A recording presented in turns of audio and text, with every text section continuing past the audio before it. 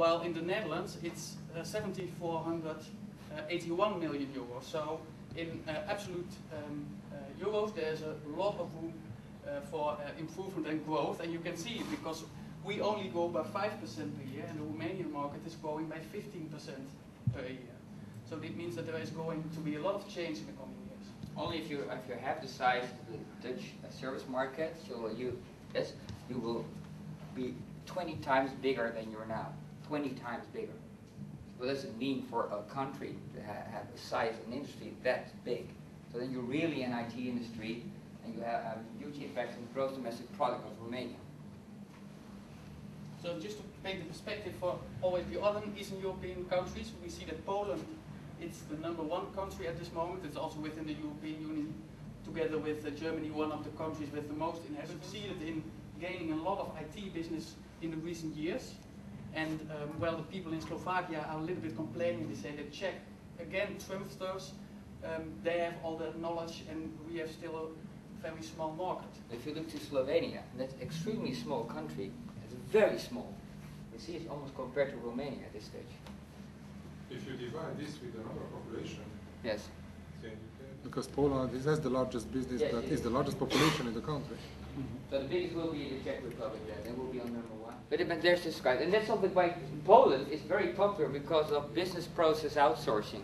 You know what BPO is? Business process outsourcing is if you get rid of your HR department, well, you hate them, of course, about finance and accounting, about procurement. So those special functions, for like Philips, about 10 years ago, they started to consolidate all their procurement, all their invoice departments, and cluster it, and create one shared service center in Poland.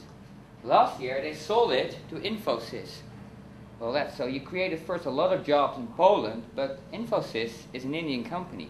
So they're not interested in maintaining all those jobs in Poland. No, they get rid of them, they lift and shift the operation and go to India. So for the Polish industry, the IT industry, the Indian players aren't doing well.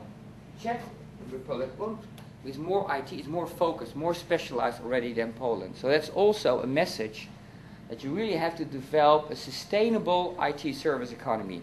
And if you say we have 4,000 great .NET developers in Romania, that's not a big deal anymore. China, Argentina, and Brazil, they're all really bigger than you. So it's not about the size that matters and the amount of people you have, but especially the skills, the unique skills you have. And specific, not only just IT, but also business-related stuff like e-business, but also in verticals, like we are great in IT for pharmaceutical companies. Pharmaceutical companies depend on IT. All the testing of the drugs is being done by IT. And the quality of IT determines when a new drug is being released by the European or American drugs, federal FDA and the EMEA in Europe. So IT has become extremely important for some industries. You can also say, well, let's focus on a specific industry like the gas and the oil industry as Romanian. You have to make specific choices. And what the Indians don't do, they say fuck focus. You know what the word fuck means in America? Well, don't forget, they don't do focus. They do anything to get and to grow. So they do business process outsourcing, IT outsourcing, vertical business process outsourcing, they do everything. But this is the wrong recipe for Romania. You really have to make specific choices. That's the most important lesson if you're a small country. This is the only reason why the Dutch still survive. The Netherlands is a very, very small country. You know, and if God wants, it will be flooded. This is the problem for the Netherlands. And there's just a book written, and it will be also a play about what will happen if the Dutch getting drowned, and 6 million Dutch have to go to Hungary. So we will be refugees to Hungary. So this is real about the Dutch. It's a very vulnerable country. But we're still the #1 in logistics and shipping. A huge impact on that because we focus, and focus. We don't have a car industry. We don't have that. A lot of industries are gone from the Netherlands, but we stay there because we start refocusing, and refocusing. And that will be important when you develop a company. So, and these are not even all the different companies that we investigate. So you can imagine that all these companies fight for the assignments of their clients. You see at this moment that, for example, Atos Origin, originally French, Dutch company, was previously the largest company in the Netherlands. And what you see, because of a takeover, KPN, the Dutch incumbent telecommunication company, said, well, with telecommunications we are not going to earn a lot of money in the future, so we have to do something with IT. So what they did is they bought one of the largest IT companies in the Netherlands, and together they have 1/5 of the outsourcing market. So that's all clients like banks, Shell, and all the multinationals that need large organizations to support their IT operations. The sales market, could you imagine, this slide is about 17, a contract value over 17 billion. Yeah, 17,000 million euro. So if you only have half a percentage or 1%, you're a huge company already. There is space, there will be specialized companies. We have some examples like Society in the Netherlands, and there's a very small company, and I told Cor yesterday first about Schuberg Phillips. Schuberg Phillips is a very small company. It only focuses on one thing, business critical applications. What's business critical? If it goes down, you go bankrupt. That's a simple explanation. So if you do the trading floor, energy trading, you can't store energy. You have to use it or you have to trade it. So trading is very important for energy companies. So it's like the stock market.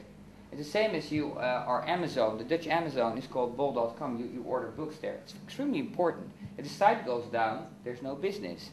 So they focus only on mobile banking, for example, and they make a huge profit. They have a small turnover. You don't see them back. They have 0.1%.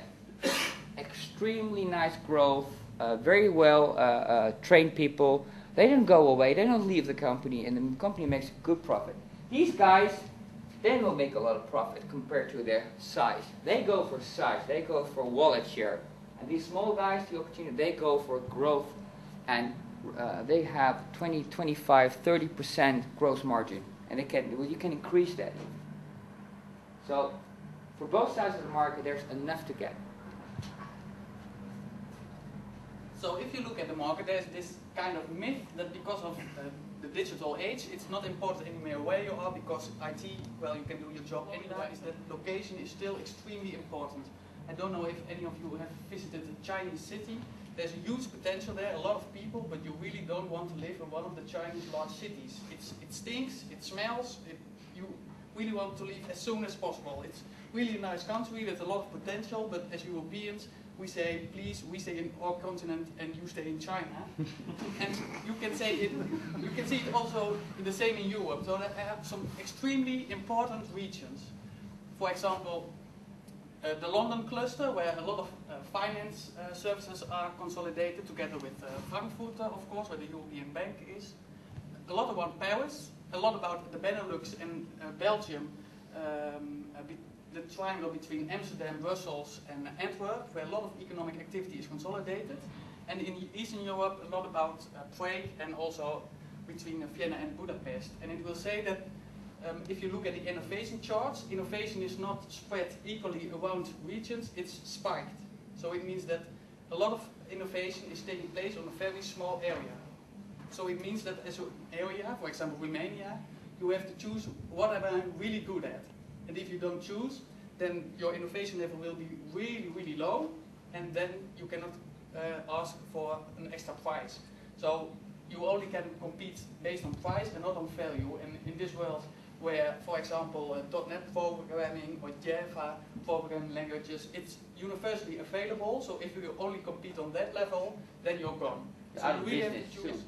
And it may be good for 1 or 2 or 3 companies themselves who are being highly successful, but it isn't good for the labor market. It is good for all the students who now enrolled in university. So